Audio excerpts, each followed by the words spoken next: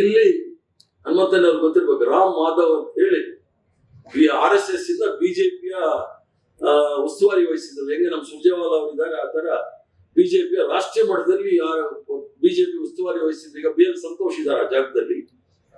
ಅವರು ಮೊನ್ನೆ ಅಂದ್ರೆ ಇದು ಹಿಂದೂಸ್ತಾನ್ ಟೈಮ್ಸ್ ಅಲ್ಲಿ ಬಂದಿರ್ತಕ್ಕಂಥದ್ದು ಹೇಳ್ತಾ ಇದ್ದೀನಿ ನಿಮ್ಗೆ. ಇವರು ನಮ್ಮ ಇದಕ್ಕೆ GBIಗೆ ಇನ್ಚಾರ್ಜ್ ಅವರು, ಕಾರ್ಪೊರೇಷನ್ ಎಲೆಕ್ಷನ್. ಬಹಳ ಸಂತೋಷ. ನಾವು ಊರೆಲ್ಲ ಸುತ್ತೀವಿ ಎಲೆಕ್ಷನ್ ಅದು ಅಂತ, ಅವರು ಬಂದ್ರೆ ಬಹಳ ಸಂತೋಷ. ಅವ್ರ ಇತಿಹಾಸ ನೀವು ನೋಡಿದಾಗ ಸುಮಾರು 4 ಮೀಟಿಂಗ್ ಮಾಡಿದ್ದಾರೆ ಕೊಲಂಬೋದಲ್ಲಿ, ಲಂಡನ್ ನಲ್ಲೆಲ್ಲ.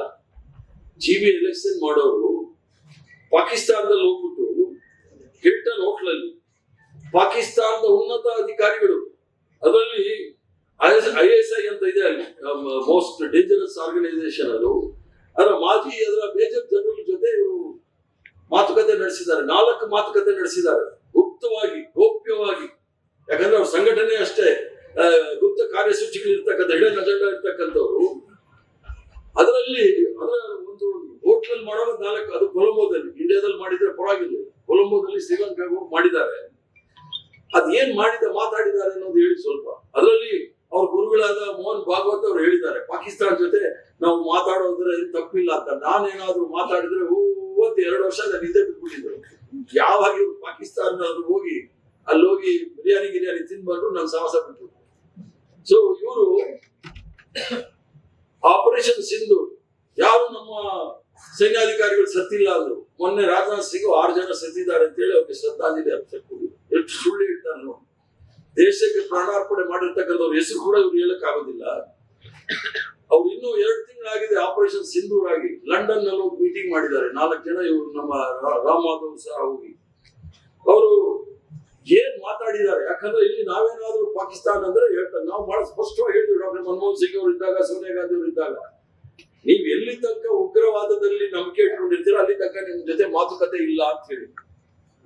ಆದ್ರೆ ಇವರು ನಮ್ಮ ಪ್ರಧಾನಮಂತ್ರಿಗಳು ತಕ್ಷಣ ನಮ್ಮ ನವಾಜ್ ಶರೀಫ್ ಅವರ ಮೊಮ್ಮಗಳ ಬರ್ಡೇಗೆ ಹೋಗಿ ಅಲ್ಲಿ ಕೇಕ್ ತಿಂದು, ಬಿರಿಯಾನಿ ತಿಂದು, ಶೇರ್ವಾನಿ ಹಾಕೊಂಡು ವಾಪಸ್ ಬಂದ್ಬಿಟ್ರು.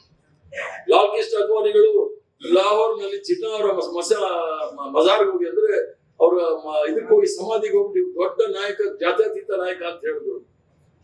ಇವರು ನಮಗೆ ಹೇಳ್ತಾರೆ, ಚುನಾವಣೆ ಬಂದಾಗ ಪಾಕಿಸ್ತಾನ ಚಿಕನ್, ಮಟನ್, ಮछली, ಮಂಗಳಸೂತ್ರ, ಹಲಾಲ್, ಹಿಜಾಬ್, ಅಜಾನ್ ಅನ್ಕೊಂಡೆ ಶುರು ಮಾಡ್ತಾರೆ. ಸಾಮಾನ್ಯ ಬಡ ಕಾರ್ಮಿಕ ಅಥವಾ ರೈತರ ಬಗ್ಗೆ ಯಾವತ್ತಾದ್ರೂ ಮಾತಾಡಿದ್ ಕೇಳಿದಾರೆ? ಕಳ್ಕಳಿ ಇದೆಯಾ? ಇವತ್ತು ಪಾಕಿಸ್ತಾನ ಜೊತೆ ಮಾಡಿದಾರಲ್ಲ, ಮೋಹನ್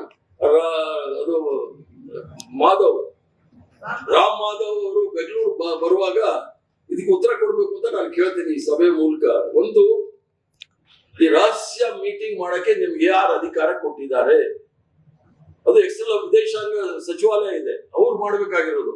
ಇವರು ವಿದೇಶಾಂಗ ಮಂತ್ರಿ ಅಲ್ಲ, ಒಂದು MLA ಅಲ್ಲ, MP ಅಲ್ಲ, ಕೇವಲ RSS ಪ್ರಚಾರಕರು. ಇವ್ರಿಗೆ ಯಾರು ಅವಕಾಶ ಕೊಟ್ಟಿದ್ದು, ಪರ್ಮಿಷನ್ ಕೊಟ್ಟಿದ್ದು ಅಂತ ಹೇಳಿ. ಅದು ಕೂಡ ಅದು ಯಾವ ಅಧಿಕಾರ ಇಟ್ಕೊಂಡು ವಿದೇಶಾಂಗ ನೀತಿಯ ಬಗ್ಗೆ RSS ತೀರ್ಮಾನ ಮಾಡ್ತಾ ಇದ್ದಾರೆ ಅನ್ನೋದು ಸ್ಪಷ್ಟವಾಗಿ ಹೇಳಬೇಕಾಗುತ್ತೆ. ಅದರ ಜೊತೆಗೆ ಇವೆಲ್ಲವನ್ನು ಸಹ ಜನಗಳ ಮಧ್ಯೆ ಹೇಳಬೇಕಾಗಿತ್ತು. ನ್ಯೂಸ್ ಫಸ್ಟ್, ನಿರ್ಭೀತಿಯಿಂದ ನಿಮ್ಮ ಪರವಾಗಿ.